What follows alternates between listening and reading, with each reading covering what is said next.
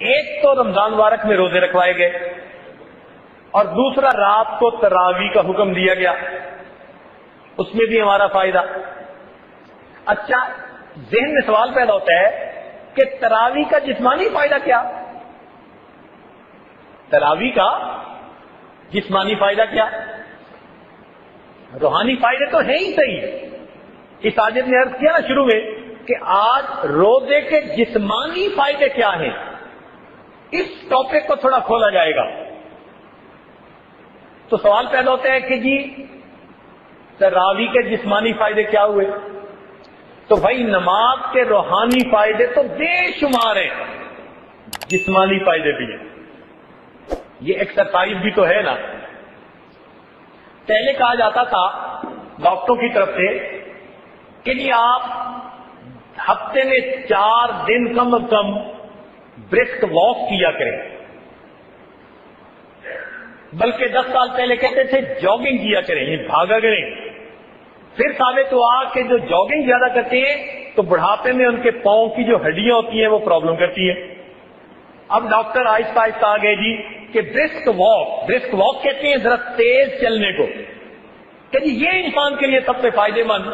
اور اللہ تعالیٰ کی شان دیکھیے کہ برسک واک ذرا تیزی کے ساتھ چلنا یہ بھی میرے محبوب صلی اللہ علیہ وسلم کی مبارک سنت ہے۔ حدیث پاک میں آتا ہے کہ اللہ تعالیٰ کے محبوب ایسے چلتے تھے جیسے اونچی جگہ سے کوئی نیچے کی طرف تیزی کے ساتھ اتر رہا ہوتا ہے۔ ذرا تیز چلنا یہ محبوب کی مبارک سنت ہے، اور آج دنیا نے دھکے کھا کھا کے بالآخر میرے محبوب کی سنت کو اپنا لیا دنیا کے فائدے کی خاطر۔ ہم کہتے ہیں جی برسک واک کرنا چاہیے، چلیں جی برسک واک کرتے ہیں۔ پھر اب انہوں نے کہا کہ یہ جو ہم دن میں ایک مرتبہ برسک واک کرتے ہیں نا، یہ بھی اتنی فائدے مند نہیں ہے، یہ دن میں کئی مرتبہ کرنی چاہیے۔ اب یہاں سوال پیدا ہوا کہ بندہ ہر وقت واک ہی کرتا رہے گا؟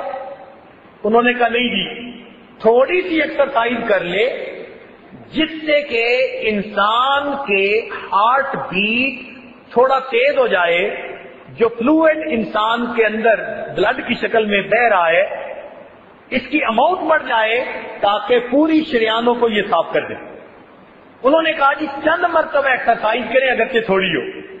چنانچہ ہمارے ایک دوست جاپان میں گئے تو ایک جگہ ایک کمپنی کے ڈائریکٹر کی بورڈ آف ڈائریکٹر کی میٹنگ تھی۔ وہ کہنے لگے کہ اس 8-10 گھنٹے کی میٹنگ کے دوران وہ 1-1.5 گھنٹہ کے لیے میٹنگ کرتے اور پھر کھڑے ہو جاتے اور اپنی کرسی کے ساتھ ہی کوئی بازو ہلا رہا ہوتا، کوئی نیچے جا رہا ہوتا، کوئی تھوڑا آگے پیچھے ہو رہا ہوتا کرسی کے قریب ہی، اور وہاں کھڑے کھڑے تھوڑی ایسے ہاتھوں سے ایکسرسائز کر کے لائٹ ایکسرسائز پھر بیٹھ جاتے۔ اس میٹنگ کے دوران انہوں نے 3 مرتبہ بریک لے کر یہ ایکسرسائز کی۔ تو کہتے میں نے ان سے پوچھا کہ آپ یہ کیا کر رہے ہیں؟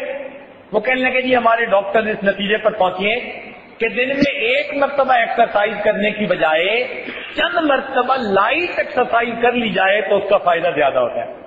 کہنے لگے میں نے انہیں کہا اللہ کے بندوں، یہ جو چند یعنی تھوڑی دیر کے بعد جو چند منٹ کی ایکسرسائز کرتے ہو، اگر اس کی بجائے تم دن میں 5 مرتبہ نماز ہی پڑھ لیا کرو تو آٹومیٹک ایکسرسائز ہو جائے گی۔ اب دیکھیے مومن کو یہ مفت کا فائدہ، وہ اللہ تعالیٰ کا حکم سمجھ کے عمل کر رہا ہے اور اس کا جسمانی فائدہ مفت کا، اس میں نماز پڑھنے سے اس کو فائدہ مل رہا ہے۔ کوئی ان پڑھ بندہ پہاڑ کی چوٹی میں رہتا ہے، اس کو کچھ نہیں پتا کہ میرا جسمانی فائدہ کیا، لیکن اگر وہ بھی پابندی سے نماز پڑھتا ہے تو نماز کی وجہ سے اس کو بھی فائدہ مل رہا ہے۔ ہمارے کئی نوجوان نماز کی پابندی نہیں کرتے، اس نماز کی وجہ سے دیکھیے کتنے فائدے پہنچ رہے ہیں۔ مجھے ایک مرتبہ ہم اسپیس میوزیم دیکھ رہے تھے، Smithsonian series of museum Washington میں، تو ہمیں ایک ڈاکٹر صاحب مل گئے، وہ بات چیت کرتے رہے، انہوں نے حلیہ دیکھا مسلمانوں والا، تو مجھے کہنے لگے کہ تمہیں پتہ ہے کہ جو زیادہ عبادت گزار ہوتے ہیں نا مسلمانوں میں، ان کے چہرے پہ نور ہوتا ہے؟ میں نے کہا جی بالکل ہوتا ہے، صلحاء کا نور۔ کہنے لگے اس کی ایک ریزن ہے، انگلش میں بات کر رہا تھا۔ میں نے کہا جی کیا ریزن ہے؟ کہنے لگا کہ انسان کا جسم جو دل سے نیچے ہے اس میں دل کے لیے بلڈ پہنچانا آسان ہے، اور جو بدن اوپر ہوتا ہے اس میں بلڈ پہنچانا انسان کے لیے مشکل کام ہے. وہ ذرا ڈفرینس آتا چلا جاتا ہے. اس لیے سر میں جتنا فلڈڈ بلڈ جانا چاہیے وہ نہیں جاتا. یہ مسلمان لوگ جو نماز پڑھتے ہیں نا تو یہ نماز میں سجدہ کرتے ہیں. میں نے کہا جی بالکل کرتے ہیں. کہنے لگا سجدے میں ان کا سر چہرہ نیچے ہوتا ہے، ان کا دل اوپر ہوتا ہے. یہی ایک ایسی صورت ہے کہ جس میں فلڈڈ ہو کر بلڈ انسان کے چہرے اور اس کی پوری جلد کے اندر جا رہا ہوتا ہے. اور کہنے لگا اگر ذرا لمبا سجدہ کرو تو پورے چہرے کے اندر خون محسوس ہوتا ہے. میں نے کہا، کہنے لگے کہ یہ جو بلڈ کی سرکولیشن روز فلڈڈ چہرے پر ہو رہی ہوتی ہے یہ انسان کے چہرے کو تر و تازہ بنا دیتی ہے. میں نے کہا عورتوں کو کبھی اس اصول کا پتہ چل جائے کہ نماز پڑھنے سے دیر تک انسان کا چہرہ معصوم نظر آتا ہے تو شاید کریموں کو چھوڑ کر نفلوں کے پیچھے پڑ جائے. اور واقعی آپ دیکھیں گے کہ جو بھی نیکوکار انسان ہوگا نا اس کے چہرے پہ آپ کو ایک روشنی نظر آئے گی، ایک نور نظر آئے گا. واقعی روحانی اثر اپنی جگہ، مگر نماز کے جسمانی فائدے بھی تو ہیں نا. وہ جو بلڈڈ ان کو پہنچ رہا ہوتا ہے سجدوں میں وہ ان کے چہروں پہ بہار کی تازگی عطا فرما دیتا ہے. اچھا، اب نماز کے جسمانی فائدوں میں سے ایک فائدہ بتا کے ذرا اپنے ٹاپک کو مکمل کریں. ڈاکٹر اس بات پر متفق ہے کہ آدمی رات کو جب سوتا ہے صبح کے وقت اس کا شوگر لیول سب سے ڈاؤن ہوتا ہے. اسی لیے لیبارٹری میں کولیسٹرول چیک کروانا ہو نا کہتے ہیں جی فاسٹنگ کر کے صبح کے وقت آئے بغیر کھائے، اس وقت شوگر لیول سب سے ڈاؤن ہوتا ہے. تو جب شوگر لیول انسان کا سب سے ڈاؤن ہے تو اللہ تعالیٰ نے فجر کی نماز کی کتنی رکعتیں بنائی؟ 4. اس لیے کہ لیول تو پہلے ہی ڈاؤن ہے، زیادہ لمبی ایکسرسائز کی ضرورت ہی نہیں. بھلے قرات کتنی لمبی کرو مگر ایکسرسائز کتنی ہے؟ 4 رکعت. 4 رکعت پہ کام سمٹ گیا. اب اس کے بعد ہم نے دوپہر میں کھانا کھایا اور ماشاءاللہ خوب پیٹ بھر کے کھایا. جب کھانا کھایا تو شوگر لیول اوپر چلا گیا. اب 4 رکعت نہیں، اب کتنی رکعت کر دی گئی؟ 12 رکعتیں بنا دی گئی کہ اب تمہیں زیادہ ایکسرسائز کی ضرورت ہے. ایکسرسائز کرو گے یہ تمہاری کنٹرول ہو جائے گی، تمہیں بہتری ہوگی، فائدہ مل جائے گا. اچھا، جب لیول کم ہو گیا تھا تو پھر اثر کی پھر کتنی رکعتیں بنا دی گئی؟ بھائی کیونکہ کم ہو گیا تھا نا. 4 آپشنل، بھائی اگر تم چاہو تو پڑھو ورنہ کوئی بات نہیں تمہیں معاف کر دیں گے. اور جتنی میڈیکلی ہے وہ کتنی؟ 4 فرض اور 4 ان کے اوپر چھوڑ دیا گیا. لیکن ہو سکتا ہے کہ اس کے بعد کسی نے اثرانہ چائے پی ہو، کوکیز کھائی ہو، آئس کریم کھا لی ہو، تیری بھوک لگ رہی ہے تو پھر لیول ذرا ہائی ہو سکتا ہے. تو مغرب کی نماز کتنی بنا دی گئی؟ 4 رکعت نہیں، کتنی رکعت؟ 7 رکعت بنا دی گئی.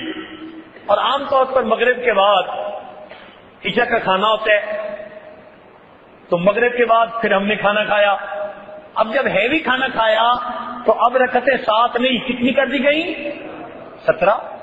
اب یہاں پر ذہن میں آتا ہے کہ یا اللہ دوپہر میں تو 12 سے کام چل گیا تھا، اب 12 کیوں نہیں 17 کیوں؟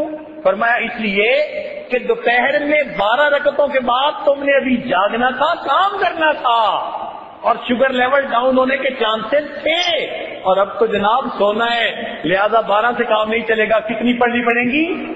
17 پڑھنی پڑے گی. اچھا جی چلو 17 سے کام چل گیا.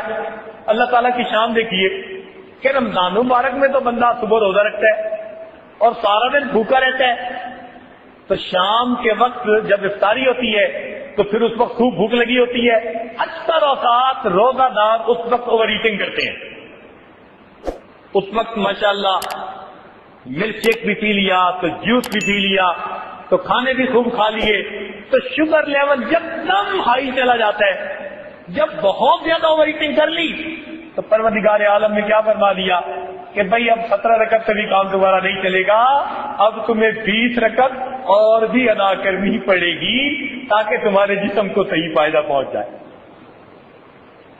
ایک آدمی سفر میں نکلا ہے، اب سفر میں تو اس کی ایگزرشن ہوتی رہتی ہے، تو جب سفر میں ایگزرشن ہو ہی رہی ہے، پروردگار عالم نے فرمایا اچھا جو فرض تھے ہم نے وہ بھی آدھے کر دیے اور جو نفل تھے وہ تمہیں ویسے ہی معاف کر دیے، ایگزرشن تو تمہاری ویسے ہی ہو جاتی ہے۔ تو دیکھیے پروردگار عالم کتنے مہربان ہیں اپنے بندوں پر کہ عبادت بھی ایسی رکھی کہ جس کا بندوں ہی کو روحانی اور جسمانی فائدہ پہنچ رہا ہے۔ تو رمضان مبارک کا مہینہ آنے والا ہے، یہ ہمارے لیے فائدوں کا دروازہ کھولنے والا ہے، روحانی بھی اور جسمانی بھی۔ اب ہمیں اس کے لیے ابھی سے تیار ہونا چاہیے۔ حضرت مولانا دامت برکاتہم نے جو عنوان رکھا نا استقبال رمضان، پڑھ کے بڑا دل خوش ہوا۔ واقعی آج کا بندہ ایسا ہی ہے، جو بھی اچھا بندہ ہے نا وہ ہر چیز کو پلان کرتا ہے، کہتے ہیں نا ویل پلان ہاف ڈن۔ جس کام کو تم اچھا پلان کر لو گے سمجھ لو کہ آدھا کام ہو گیا۔ آج تو شادی کی بھی پلاننگ 1 سال پہلے سے کرنی شروع کرتے ہیں، بزنس کی پلاننگ بھی پہلے سے کرتے ہیں، پتہ نہیں کتنا عرصہ پلان کر کے پھر کوئی کام کرتے ہیں۔ تو بھائی ہمیں رمضان مبارک بھی پلان کرنا چاہیے کہ ہم نے کیسے کرنا ہے۔ اس کی پلاننگ کوئی ورزش کرنی نہیں ہے کہ بھئی اتنی دن بیٹھ کے روز نکالنی شروع کر دو۔ اس کی پلاننگ یہ ہے کہ آپ اپنی مصروفیات کو ابھی سے ایسے اسکیڈول کریں کہ رمضان المبارک میں اپنے آپ کو لائٹ رکھنے کی کوشش کریں۔ گھر میں شادی ہونا تو بندہ پورا مہینہ اپنے آپ کو ذرا لائٹ رکھتا ہے، او جی میری گھر میں شادی ہے، میں نے ذرا اسکیڈول بہت لائٹ رکھا ہوا ہے تاکہ میں شادی بھگتا لوں۔ جیسے شادی بھگتانے کے لیے 1 مہینہ اپنا اسکیڈول لائٹ کر دیتے ہیں، اسی طرح ہمیں بھی چاہیے اللہ تعالیٰ کی مغفرت میں سے وافر حصہ پانے کے لیے، اپنے گناہوں کو بخشوانے کے لیے اور اپنے رب کو منانے کے لیے ہم بھی رمضان مبارک کے مہینے کو لائٹ پلاننگ کر لیا۔ اور ہم کر سکتے ہیں، کتنے کام ہوتے ہیں جو بندہ خود کرتا ہے۔ تو اپنے سفروں کو پلان ایسے کریں، اپنے کاموں کو پلان ایسے کریں، میٹنگ کو پلان ایسے کریں کہ رمضان المبارک میں آپ ذرا لائٹ ویٹ رہنے کی کوشش کریں۔ جب آپ مینٹلی کچھ ذرا فارغ ہوں گے تو یکسوئی سے نماز بھی پڑھ سکیں گے، تراویح بھی پڑھ سکیں گے، اور پھر پریشر بھی نہیں ہوگا کہ صبح فلاں میٹنگ میں ہم نے جانا ہے۔